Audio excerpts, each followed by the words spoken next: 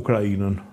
Sigur ka rënë në heshtje, si është situata? Jo, nuk ka rënë heshtje. Të paktën në media, jo se kanë rënë armët në heshtje. Po, palët po rigrupohen, po ripërqendrohen, po afrojnë rezervat. Kuptohet, tashmë u kam thënë, tashmë në fushën e luftimit vepron shkenca ushtarake, jo më arti. Shkenca vepron llogaria. Sa trupa, sa trupa,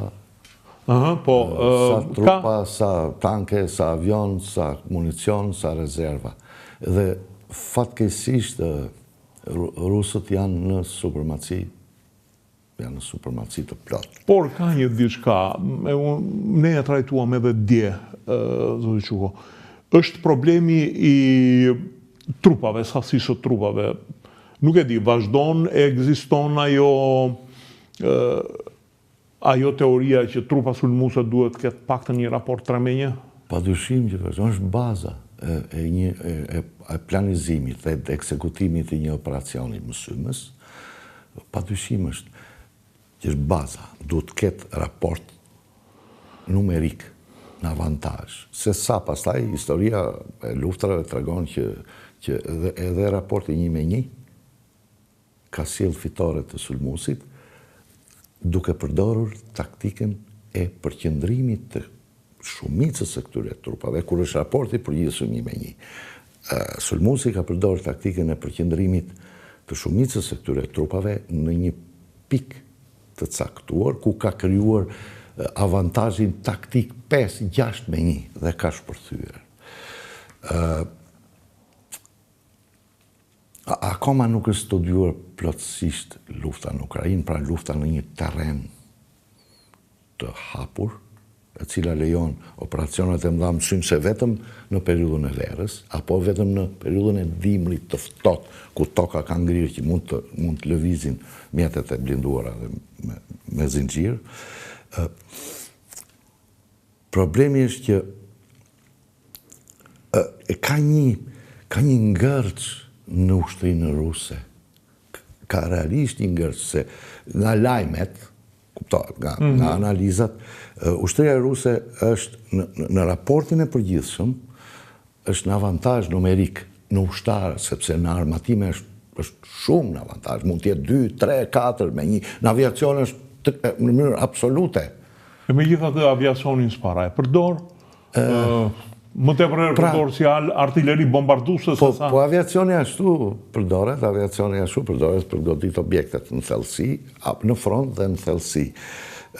Po unë sado përpiqem të analizoj, mendoj që këtu ka një ngërç, ushtria ruse ka një ngërç, e ka në komandim, e ka në përgatitje, sepse në armatim, municion, në rezerva, dallohet shumë qartë, ata janë në avantazh shumë të madh. Unë mendoj që ngërçi është ky. Ukrainasit janë bërë mjeshtër të luftës asimetrike, të luftës me dron. Ukrainasit janë bërë mjeshtër të përdorimit luftarak të aq pak artillerie sa kanë apo u kanë ngelur. Gjuaj dhe largohu. Po, në një filmim që pash, gjuanin 3-4 dhe largohesh. Normal, se do ruanin forcë. Mos identifikohesh. Po, unë mendoj që pika kryesore, ku ky front është thuajse i stabilizuar, për një ushtri dhe një hapësira gjigante që të kapësh 2 fshatra, 3 fshatra, nuk është një fitore e madhe, mund të jetë fitore taktike e asaj brigade që ka lufton në atë pjesë territori. Dhe unë mendoj këtu, e kam fokusuar analizën time, tek përdorimi masiv dhe tek taktika e përdorimit masiv të dronëve. Zoti Quko, mos ka të bëj edhe informacioni amerikan, do me thënë, në qoftë se rusët grumbullojnë për të krijuar këtë supremacin në një pikë të caktuar, grumbullojnë trupa, amerikanët i japin informacion dhe ukrainasit gjithashtu grumbullojnë trupa aty për të krijuar raportin 1-1. Sepse e pam në momentin që mungoi informacioni amerikan.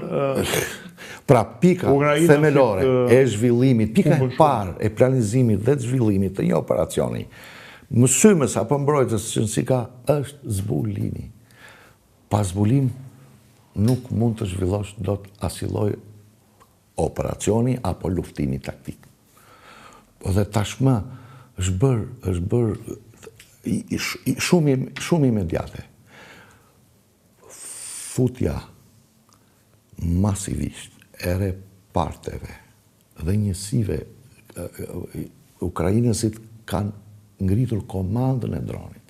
Komandë të dronëve.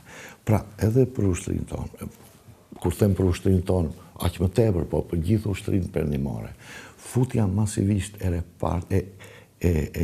reparteve dhe njësive të dronëve. Tashmë nuk një skuadër me 10 veta nuk mund të kuptohet do të pa pas 2 lloj dronësh. Dronin e zbulimit dhe të korrigjimit të zjarrit dhe dronin goditës. Një skuadër me 10 veta. Nuk kuptohet dot. Një gryk zjarri, qoftë edhe i mortaj 81 mm, që e ka largëdhjen 4 kilometër. Nuk mund të kuptohet dot pa dronin e vet të zbulimit dhe të korrigjimit të zjarrit. Ato që dikur në artilleri ishin pikat e përkujtimit. Ato që ushin skuadrat e zbulimit dhe të zjarrit. Tashmë është droni. Pra, është detyrë imediate e shtabeve tonave, po flasim për hallin ton, po besoj Evropa e ka nxjerrë këtë mësim. Urgjentisht duhet që ne të fusim në përbërje dhe të trajnojmë elementet, skuadrat, repartet e drone. Nuk po them njësi, sepse njësia është goxha e madhe.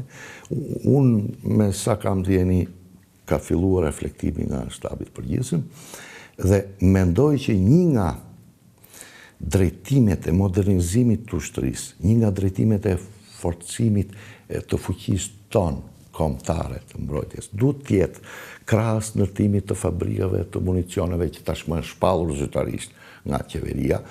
Unë mendoj që me iniciativën direkt të kryeministit Rama, duhet që të ketë iniciativë dhe për ndërtimin e një linje dronësh. Është drejtimi më kosto eficient që rezulton tashti. Dhe shumë e thjeshtë me një grup ukrainasisht. Jo ushtarë që veprojnë në front, me një grup ukrainasisht ushtarë që janë plagosur, që nuk shkojnë më në front, meri dhe të t'japin përvojën e tyre. Për të trajnuar ushtarët tanë. Për të trajnuar ushtarët tanë dhe po kur them trajnuar për trajnuar komandantët tanë, pastaj ushtarët tanë. Si e gjykoni tashmë, le themi, ushtrinë ukrainase dhe ushtrinë ruse? Janë 2 ushtrit më të përgatitura, më të trajnuara, më me përvojë në botë për zhvillimin e operacioneve dhe të luftimeve toksore. Si që është aviacioni izraelit, më i miri maja e aviacioni sot. Për ajrin, këto 2 janë ushtrit më të përgatitura, më të trajnuara, se janë trajnuar me gjak. Me vërtet. Janë trajnuar me gjak, sot në botë. Ne evropianët, perëndimi, duhet të marri shembull, duhet të marri përvojën të menjëhershme nga ushtria. Është interesante, po edhe Hoxha në kohën e vet dërgoi oficerë në Vietnam. Në Vietnam. Që u trajnuan për Unë mendoj që janë këto lloj lidhjesh, duhet t'jenë, se nuk di asgjë konkretisht, po unë di këtë gjë që ne, shtabi jonë ministerial me mbrojtjes, urgjentisht duhet krijoj lidhje. Dhe nuk ka nevojë të trajnohesh ti bazuar mbi përvojën teorike të asaj lufte, po duhet të trajnohesh shpejt në kohë dhe të trajnojnë ata ustallarët që e kanë me gjakun e tyre këtë gjë. Ndërkohë rusët kanë avancuar në Sumi, i cili është në... Po, shumë afër kufirit kanë avancuar. Problemi është që është më tepër një presion për të ulur përqendrimin e tyre në mendoj që diku tjetër po përqendrohen rusët, jo në Sumi, diku tjetër po përqendrohen rusët për të realizuar atë shpërthimin. Unë i qëndroj mendimit që Qëllimi strategjik i Putinit është pushtimi i Ukrainës, i gjithë Ukrainës, pushtimi i Kievit, i gjithë Ukrainës. Po ka mundësi? Koha po tregon që ai është konsistent, ai është këmbgulës. Ky Medvedevi në një fjalim para 2-3 muajsh tha, ne kemi luftuar me Suedin 21 vjet rresht derisa fituam. Në Pjetrit Madh. Pra, unë mendoj që qëllimi final strategjik i Putinit është ose të paktën për ta ardhur deri në Djepër. Deri në Djepër, po përfshi dhe Odesën. Po, Odesën ata e kanë një fiksim të tyre, është edhe një lloj qendre. Në fakt është edhe për ukrainasit, një lloj meke e tyre. Jo vetëm për ukrainasit, po është për gjithë krahun jugor të NATO-s. Është për të gjithë krahun. Jo, e kam mbafin edhe nga pikpamja kulturore, më sharojmë që edhe ne aty kemi ngulime shqiptare. Po pra, se nuk është popullsi multietnik. Po, multietnike, një qytet kozmopolit. Zoti Shugo, atëherë mendohet përgatitja e një ofensive. Besoj. Të paktën, me sa kam parë në këto 3 vjet, më duket se rusët do ta kenë të vështirë të çajnë, po edhe ukrainasit nuk i marrin dot tokat që kanë humbur. Jo, ukrainasit nuk i marrin dot tokat, se ju thash, tashmë në fushën e betejës po vepron matematika. Shkenca ushtarake, jo arti. Arti ishte në 10 ditë para të luftës. Tashmë po vepron shkenca ushtarake, dhe shkenca ushtarake bazohet mbi numrat plus moralin. Plus moralin, morali është gjysma e gjithë çështjes. Pa moral të lartë ukrainasit nuk mundeshin dot të realizonin këto 3 vite gjys luftë. Luftë masakruese. Po të shikoni statistikat e humbjeve ditore në Stalingrad të 42-shin. Nuk janë më të larta se sa humbje ditore të palëve në Bakhmut.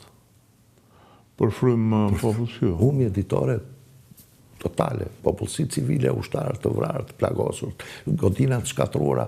Të cilin Zaluzhini thoshte nuk ja vlen ky çmim gjaku, kë po paguajmë. I shefi shtabit të Ukrainës. Po, Zaluzhni. Pra, Zaluzhni ishte i strategjisë elastike. Ishte realizimit të strategjisë elastike, e cila dha efekte themelore në pjesën e parë të luftës. Përplasja më e madhe, dhe unë mendoj që Zaluzhni kishte komplet të drejtë, ishte në kundërmësymjen në thonjza ukrainase në 2023, kundërmësymjen verore. Zaluzhni nuk ishte dakord, sepse nuk ishte krijuar sistemi integruar i plot i ushtrisë ukrainase për të realizuar një operacion mësymës. Është rasti i parë në historinë e luftëve moderne që një ushtri kalon në mësymje në një drejtim caktuar pa pasur jo superioritet ajror, se s'mund ta kishte, po pa pasur dhe ombrellën kundër ajror, nuk e kishin ata. Por ajo operacion u zhvillua me presionin e fort politik gjithë Perëndimit. Dhe Perëndimi kishte për synim të binte publikun e vetë që ja, ndihma dhe parat që po japim ne, ja vleti. Me sa duket do të kemi një paqe të nxehtë, ose një luftë të ftohtë, një model të Koreas së Veriut. Lufta e ftohtë. Apo nuk e llogarisim dot. Lufta e ftohtë. Një ripërsëritje luftës. Duke parë që edhe para pak ditësh Putin deklaroi ku shkel këmba ushtarit rus, është Rusi, dhe ne ukrainasit janë rus. Më duket se kanë Ky është varianti më i mirë për Perëndimin, për mendimin tim. Lufta e ftohtë.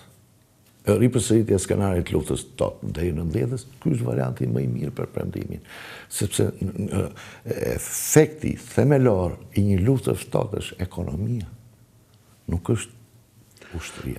E qartë. Është varianti më i mirë për Perëndimin. Perëndimi është i pasur, Perëndimi ekonomikisht është i pasur, Perëndimi teknologjikisht është shumë i përparuar dhe unë mendoj që Putini këtë nuk mund ta pranojë sepse e kanë pësuar njëherë rusët nga lufta e ftohtë.